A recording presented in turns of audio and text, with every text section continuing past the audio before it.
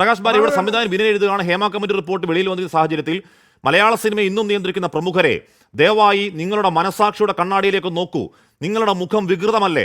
സിനിമയോടുള്ള ആഗ്രഹം കൊണ്ട് ആ രംഗത്തേക്ക് കടന്നു വരുന്ന സ്ത്രീകളെ ചൂഷണം ചെയ്യുന്നതിൽ നിന്നും അവർക്ക് സംരക്ഷണം കൊടുക്കേണ്ടതിന്റെ പ്രഥമ കടമ സംഘടനകൾക്കാണ്. അതിലവരെടുക്കുന്ന നിലപാടുകൾ ഏമാനെ സുഖിപ്പിക്കുന്നതാകരുത്.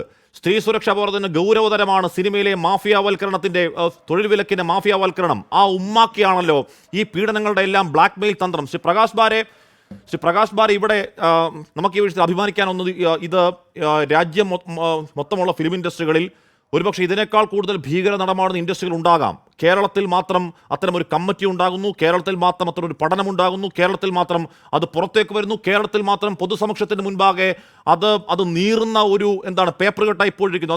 അത് അഭിമാനകരമാണ്, ഒരു തർക്കം അക്കാര്യത്തിലില്ല. പ്രകാശ് ബാരെ, പക്ഷേ ഇവിടെ പ്രശ്നം എന്താണ്? ഇവിടെ പ്രശ്നം 4 വർഷമായി ഇത് സർക്കാരിൻ്റെ കയ്യിൽ ഇരിപ്പാണ്. ഇത്രയും ഞെട്ടിക്കുന്ന വിവരങ്ങൾ സർക്കാരിൻ്റെ കയ്യിൽ ഇരിപ്പാണ്. ഒരു നടപടിയും എന്തോ കോൺക്ലേവ് എന്നൊക്കെ പറയുന്നുണ്ട്. എന്ത് കോൺക്ലേവ്?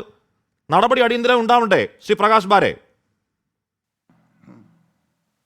തീർച്ചയായിട്ടും. കാരണം ഇതിൻ്റെ അകത്ത് ഞാനിപ്പം മുഴുവൻ റിപ്പോർട്ട് വായിച്ചിട്ടില്ല. ഇവിടെ പപ്പുവ ന്യൂ ഗിനിയിൽ ഒരു ഫിലിമിൻ്റെ ഷൂട്ടിലായിരുന്നു.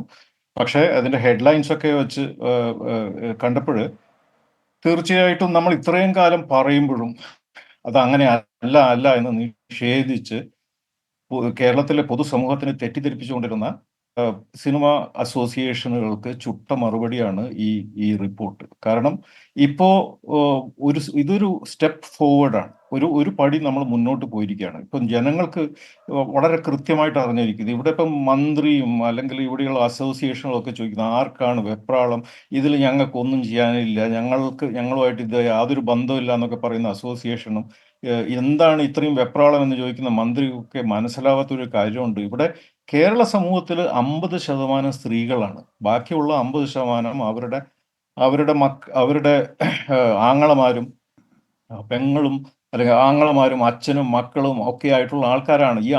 എല്ലാവർക്കും വളരെയധികം താല്പര്യമുള്ള ഒരു കാര്യമാണ് സ്വന്തം കുടുംബത്തിലെ സ്ത്രീകൾ അല്ലെങ്കിൽ സമൂഹത്തിലെ മൊത്തത്തിലെ സ്ത്രീകൾ മാന്യതയോട് കൂടിയിട്ട് അവർക്ക് ജോലി ചെയ്യാൻ പറ്റണം എന്നുള്ളത്. അത് ഇത്രയും ഇൻഫ്ലുവൻഷ്യൽ ആയിട്ടുള്ള ഒരു ഇൻഡസ്ട്രിയിൽ ഇങ്ങനെയാണ് സ്ഥിതി എന്ന് നമ്മൾ എത്രയോ കാലമായിട്ട് വിളിച്ചു പറയുന്നതാണ്. ഇതിൽ സത്യം പറഞ്ഞു കഴിഞ്ഞാൽ ഒരു അണുകിട പോലും ഇതിൻ്റെ അകത്ത് ഒരു സർപ്രൈസ് നമ്മളെപ്പോലുള്ള ആൾക്കാർക്കില്ല. പക്ഷേ തീർച്ചയായിട്ടും കേരള സമൂഹത്തിന് പൊതുവിൽ നോക്കുകയാണെങ്കിൽ ഇത് വളരെ സർപ്രൈസിങ് ആയിട്ടുള്ള, ഷോക്കിംഗ് ആയിട്ടുള്ള, ഇതുപോലെയുള്ള ഒരു സിസ്റ്റത്തിൽ എങ്ങനെയാണ് ഒരു നടി ഫിസിക്കലി സെക്ഷുവലി അറ്റാക്ക് ചെയ്യപ്പെടുക എന്ന് ഇപ്പം കൃത്യമായിട്ട് ആൾക്കാർക്ക് മനസ്സിലാവും. എത്രയോ കാലമായിട്ട് വിനയനും അതുപോലെ തിലകനും ഇതിനു മുമ്പുള്ള ഒരുപാട് നടന്മാരൊക്കെ ഇതിനെ പറ്റിയിട്ട് കൂവി വിളിച്ചപ്പോഴും അത് അവർക്ക് എന്താണ് കൊതിക്കറിവാണെന്നുള്ള രീതിയിലാണ് ആൾക്കാർ നോക്കിക്കണ്ടിരുന്നത്. നമുക്കിപ്പോൾ കൃത്യമായിട്ട് മനസ്സിലാക്കാം. ഞാൻ നേരത്തെ പറഞ്ഞിട്ടുള്ള ഒരു കാര്യമുണ്ട്, കാലത്തിന്റെ കുത്തൊഴുക്കിൽ ഇതൊക്കെ അണയാൻ പോകുമ്പോഴുള്ള ഒരു ആളിക്കത്തലാണ്. കാലത്തിന്റെ കുത്തൊഴുക്കിൽ ഇവരൊക്കെ ഒലിച്ചു പോകുമെന്നുള്ളത് അതിന്റെ തുടക്കമാണിത്.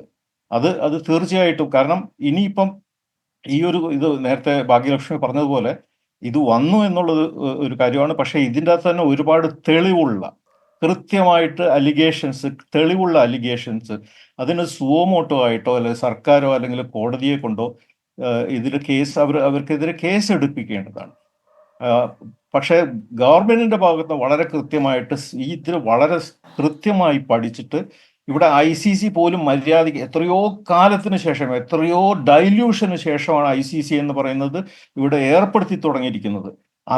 പ്രകാശ് ബാരെ, ICCയെ പറ്റി പറയുന്നുണ്ട് എന്ന് പറഞ്ഞാൽ ഈ പറയുന്ന ഇന്റേണൽ കംപ്ലയിൻസ് കമ്മിറ്റിയിൽ പോലും പോയി പറയാൻ ഇവർക്ക് ഭയമാണ്. അതിന് കാരണം എന്താണ്? ഇത് പറയുമ്പോൾ തന്നെ ഈ പറയുന്ന ആരാണോ വേട്ടക്കാരൻ, ആ വേട്ടക്കാരന്റെ ചെവിയിലേക്ക് ഇത് എത്തുകയാണ്. പ്രകാശ് ബാരെ ഓർത്തു നോക്കണം, ICC എന്ന് പറഞ്ഞാൽ സ്ത്രീകൾക്ക് വേണ്ടിയുള്ള സംവിധാനമാണല്ലേ? അല്ലെങ്കിൽ സ്ത്രീകൾക്ക് പരാതിപ്പെടാൻ കഴിയുന്ന, സ്ത്രീകളാൽ കോൺസ്റ്റിറ്റ്യൂട്ട് ചെയ്തിരിക്കുന്ന ഒരു സംവിധാനമാണ്. സ്ത്രീകൾ തന്നെ സ്ത്രീകളുടെ ഒറ്റുകാരായിരിക്കുകയാണ് ICCയിൽ. എന്തൊരു കോമഡിയാണ് ICCയോ? അതാണ്. അപ്പോൾ ഈ മറ്റുള്ള ഫിലിം ഇൻഡസ്ട്രിയെ കുറിച്ചൊക്കെ പറഞ്ഞല്ലോ. പക്ഷേ നമ്മുടെ ഫിലിം ഇൻഡസ്ട്രിയിലുള്ള ഒരു പ്രധാനപ്പെട്ട ഒരു കാര്യം എന്ന് പറഞ്ഞു കഴിഞ്ഞാൽ ഒറ്റ ഒരു ഓർഗനൈസേഷൻ, AMMA എന്ന് പറയുന്ന ഓർഗനൈസേഷൻ, അതിൻ്റെ തണലിലാണ് ബാക്കിയുള്ള ഓർഗനൈസേഷൻ മുഴുവനും. അപ്പോൾ കൃത്യമായിട്ട് ഒരൊറ്റ മൊണോപ്പൊളി അല്ലെങ്കിൽ ഒരു ശക്തി കേന്ദ്രം മാത്രമേ ഉള്ളൂ. അപ്പൊ അവരെ പിണക്കി കഴിഞ്ഞു കഴിഞ്ഞാൽ ഇവിടെയുള്ള യുവനടന്മാർ പോലും, ചുണക്കുട്ടികളായിട്ടുള്ള എത്രയോ യുവനടന്മാരുണ്ട്, അവർ പോലും വായ തുറക്കാൻ പറ്റാതെ ഇവിടെ നിൽക്കുകയാണ്. ഇതിൻ്റെയൊക്കെ കാരണം എന്ന് പറഞ്ഞു കഴിഞ്ഞാൽ ഈ മൊണോപ്പൊളിയാണ്. ഇത് ബ്രേക്ക് ചെയ്യാതെ മലയാള സിനിമയ്ക്ക് മോചനമില്ല.